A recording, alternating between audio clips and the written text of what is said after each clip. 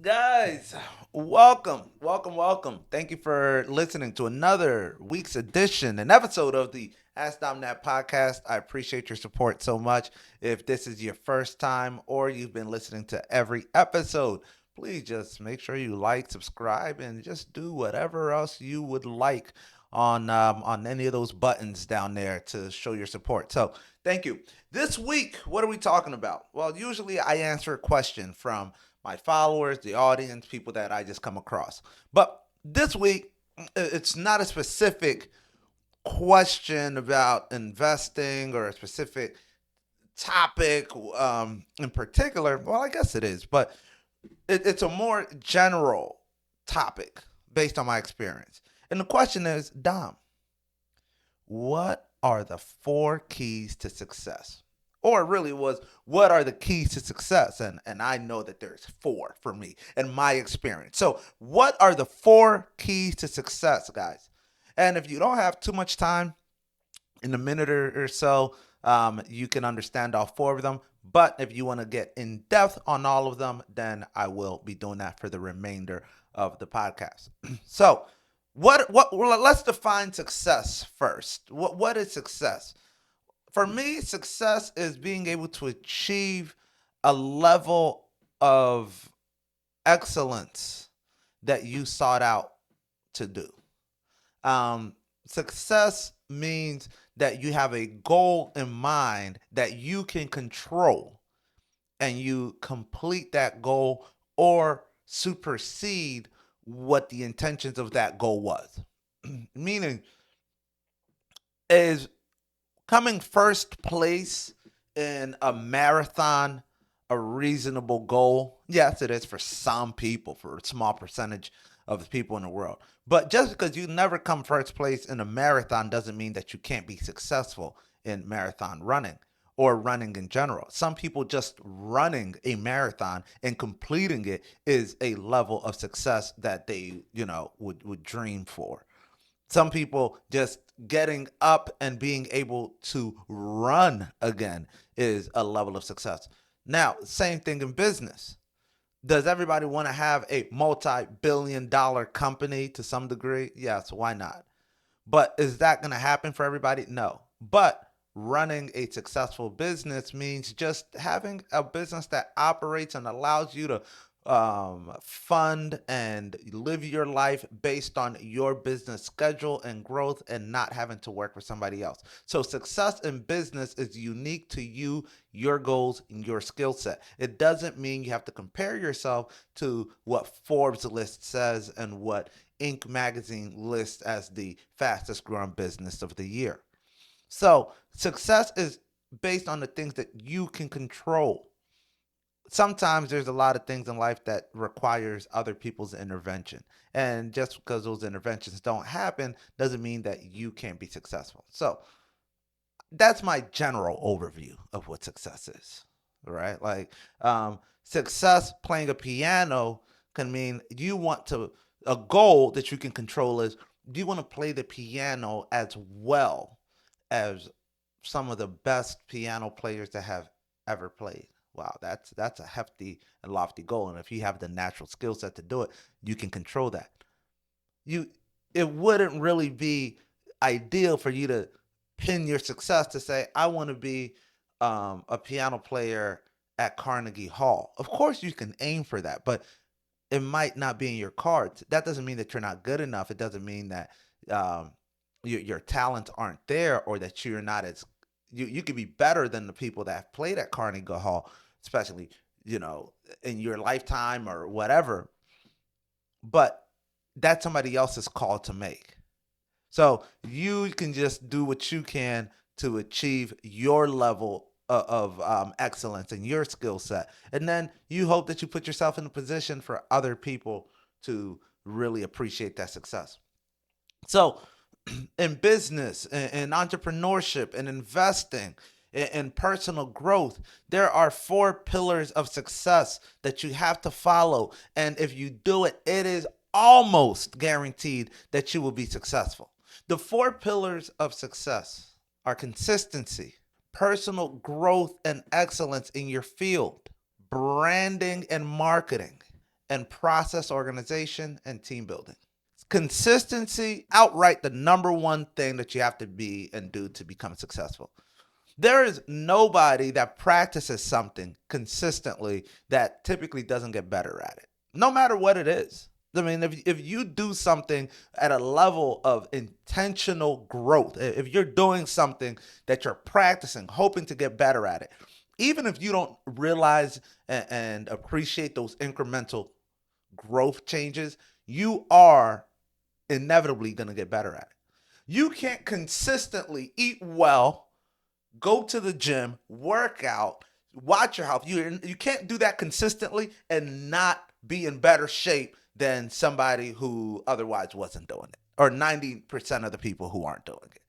You can't play the piano every day, practice, learn, keep up with the piano literature, whatever, and not be better than 90% of the population in piano over a span of time. It just, the laws of nature are contrary to that. You will become good at certain things that you put your mind and time into. Consistency is the number one thing that stops people from becoming successful. If you're watching this video today and you don't know who Dominique Pineda is and you don't know who AskDomThat is, but you look, no matter when you're watching this, if I have 100 more videos, 200 more videos, then I can guarantee you I have become successful in this branding, marketing, building of my business that I'm trying to do. If I don't, if this is my last video, or if there's just one or two more that happen and it falls off, then I have not become successful in this. I could become successful in something else. Maybe another opportunity presented itself, but I will not be your peer. It's not like, somebody new that's coming in and you're teaching them, because that's easy. You can impress anybody who doesn't know what the heck they're talking about. But it's somebody's like, yeah, I've been doing real estate for 5-10 years. I've got a couple hundred deals under my belt. I've done millions of dollars in transactions. So when I'm talking to you, if I can learn something from you still, and I can say, wow, I didn't know that, or I never looked at it that way, or I haven't done it this way. Well, now I start asking you questions and you can really stand on what you say, then I'm impressed. And then I ask you, oh man, how long you been doing it? Well, man, I've been doing this for 5 years, 6 years, consistently going to events, traveling the country, doing this deal. I'm like, oh, you've been consistent at it, and you know your craft, and you really know your stuff. Like, really? Okay, yeah, you're on some panels. Like, yeah, actually, I wrote this book, or I might have done a program offering it to people. Now I'm like, wow, this guy really knows what he's talking about. Then it comes to the third phase of success, because if somebody comes to me and they do that, and I'm like, man, so you must be doing well, right? Like you got to be doing pretty well. Like, man, I'm not really doing as well as I want to. Then that's when we look at the third one. What's your branding like? You might be consistently doing something in real estate or in investing, or application development or marketing. You might be trying to run a nail salon. You might be trying to, I don't care what it is. All businesses are the same. You are providing a product or service to somebody else. That's the only essence of business. How money is green no matter where you're at and what business you're in. We're talking about the dollar here. It could be other colors and different currencies. I don't know. I don't make money in different currencies. But no matter what you do, the essence of business is the same. Me understanding that you need a product or service, and me trying to convince you somehow that you should buy that product or service from me versus my competitor. And that you're going to get more value from me than my competitor. It might not be a cheaper price, but it's going to be a better value. So how I do that is convincing you that my product is better than any other option you have. Me telling you the story of that product, me getting you to feel like you resonate with that product more than you resonate with other similar products. That's a brand. You feeling like you're part of it is a brand. You feeling like this product says something about your character is a brand. Says something about your work that you have put in or that you are putting in.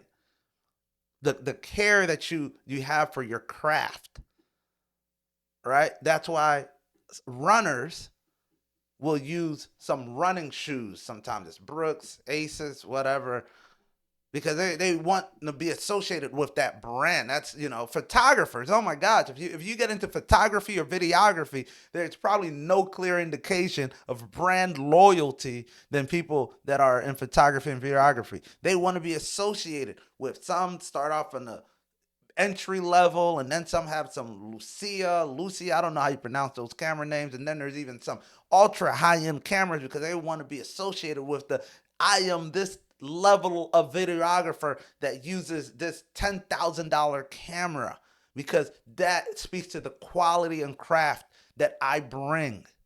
Not everybody can afford my video work. If you're not that person, that's okay, but I am bringing you this level of expertise. That is why Louis Vuitton, Gucci, Chanel, all these, houses can charge so much, because they are aligning their brand with your story of success. Yes, of course, you can tell the time on a Patek Philippe the same as you can on a Casio or whatever, Casio.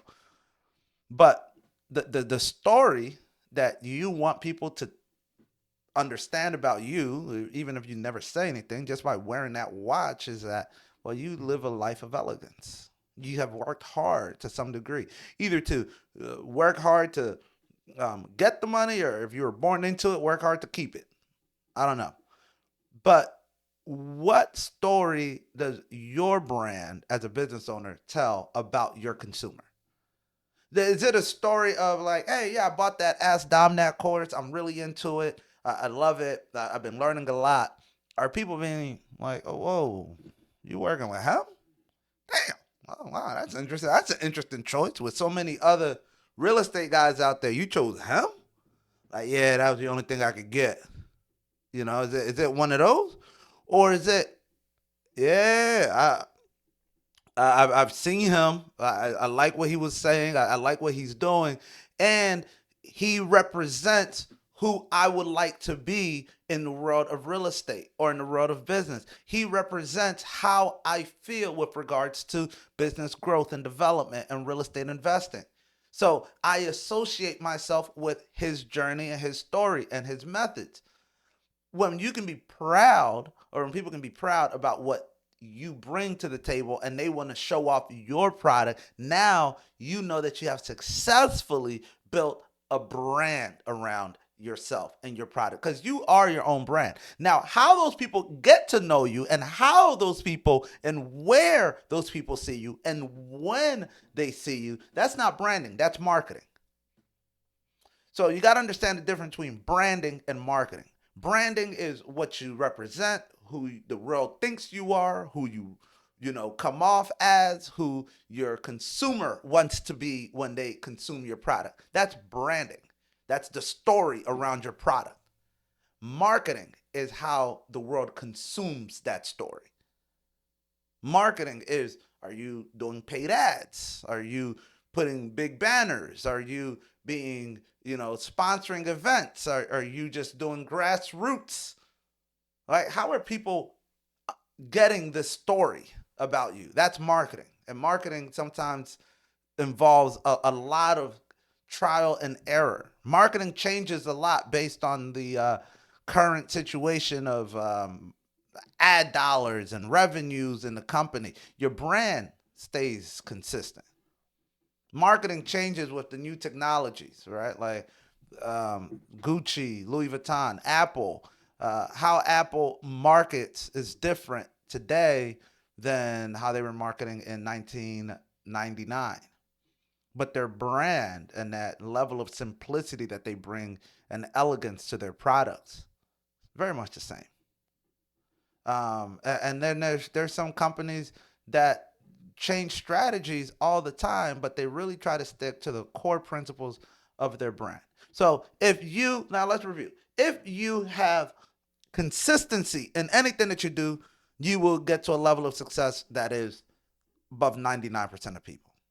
Now, if you add consistency to and a level of expertise and dedication to that craft, when you get to that 10 percentile, then where the rest of us are at, when you get to that, all right, you're better than 90% of the people, but now you're in the big boys game. You're in the real world now, right? Because you're not going to get beat by the consumer. You're going to get beat by your competitors, and your competitors are up there with you, being consistent as well. So now you got to know, outdo, outperform your competitor. You got to be better than your competitor. That gives you that edge. But being better than your competitor, believe me, doesn't always mean that you will be successful. So now you have to not only be better than your competitor, you have to be able to tell a better story than your competitor. That's your branding and marketing. When you're able to tell a better story than your competitor, and the fact that you are actually better and you are the best at what you can do when you can do it, that comes to fourth phase: team building and expanding your processes. You can't grow a company by yourself. You can't be successful by yourself. You need a team. You're always going to find one person that seemingly did it by themselves. Yeah, whatever. Those are anomalies, right? Like there's somebody out there that maybe just fell into a great opportunity and it worked. But you're a business owner, you should understand how numbers work, how probabilities work. Probability is that you will need to surround yourself with competent and capable people that are as good or better than you in some aspect. If you're the smartest person in the room of people you hired, then you're setting yourself up for failure. You got to hire people that are the best that you can get at what you need them to do. And a lot of times, those people are going to be better than you at certain things. If you need an accountant, you better know that that accountant is going to challenge you on how you were doing accounting before. It can't be business as usual when you were a small little startup. You got to know that if you want to be the best and you hire a social media manager, they're going to come in here and they're going to say, man, you have 5,000 followers, 6,000 followers. Good job getting it up to here. I'm going to help you get to 60,000. So give me the keys. I'm going to tell you what my plan is. I'm going to talk to you about what the brand goal is based on what you've decided and what the company's made up of, how you brought it to here, and I'm going to take that to the next level. You got to know that if you bring in a product manager, if you bring in an engineer, a developer, if you're in real estate, if you got somebody that's doing sales for you, say, man, you're closing 2 deals a week or 2 deals a month. I don't know. I want to 10x that. I want to multiply that figure to a level that it makes sense. So we're closing 10 deals a week, 20 deals a week. I don't know. Whatever fits for your organization and your structure. But make sure that you put the processes in place because these people don't stay forever. A lot of them sometimes come in and they play a role when you need them to be part of your company, but they also have their own journeys to go to in life and to continue. So if somebody comes in and they're an amazing salesperson, if somebody comes in and they're an amazing engineer, you have to figure out how they can do it, what makes them amazing, and make sure you document that. Make sure you put the process in place. Because now when you get somebody else that comes in, either works with that person and you grow your engineering team, you grow your sales team, whatever it is. I have a media side to our company and everybody just knows their role. Everybody knows what they have to do. If somebody's not able to make it, then we can fill that role relatively easily. As we expand the business, we know what positions we need to fill. It's documented. We know that if somebody comes in, here's what we need from you, XYZ. They enjoy coming into work. We enjoy getting them busy and keeping them busy and growing the company. It's not confusion. It's not, we don't know what we're going to do when we come into work. No. It's processes with team members that can grow and scale your business. You do those four things and you will be successful. If you're consistent at what you do, you become a master at your craft, you brand and market yourself effectively, and you scale your processes and your team, you will be successful at whatever it is that you decide to do. And it doesn't even have to be business related. It could just be personal growth. I don't know how marketing and the team building thing will really be effective in your personal life. That might be a lot of people involved, in your personal life. But I mean, it really is. If you want to be a great chef, I'm just thinking, let me just take that and run with it. You want to be a great chef, yeah, right. You got to start cooking every day, first and foremost, right? Like, or whenever you really want to, like I said, great. So once you start cooking, now like, okay, now I understand this and that. Then you really got to hone in on certain recipes and certain techniques and blanching and sous vide and like how people in Southeast Asia do it compared to people in, Iceland, and understanding, you honing in on your particular technique. Okay, great. Now you got that. Now you have to market and brand yourself. What type of chef do you want to be? Are you this new age cutting chef with these new spices and the way you're doing things? I love the show on Netflix. It's called Chef's Table, by the way. Check it out if you haven't. It's an amazing show. But it really goes into people who really infatuate themselves in becoming the best type of chef that they could be. And a lot of that comes down to the branding. Netflix is helping them out with the marketing their branding as well. So, and lastly, well, now you're a chef, okay? But to really be great, you might have to add to your team, right? Even if it's just your personal life. Even if you don't ever want to open a kitchen, what you will do is you will reach out to other chefs or other people that are really good at what they do, whether that's, figuring out how to get the best cutting boards and adding to your team, as in linking up with farmers for the best organic and whatever. You're going to need other people that know what they're doing to really help you propel to the next level. So that's just a off the top example of something that's not business related, but it can be used to become something great. So that's my thoughts on the 4 steps to becoming successful at anything that you do. Hopefully you guys got some value out of it. If you did, remember to like and hit the subscribe button. If you don't, then, well, you're already on the first step to failing at being great. So you might as well take the positive step and like and subscribe to the channel. All right, guys. Thanks. And this is the AskDomThat Podcast. We'll see you next week.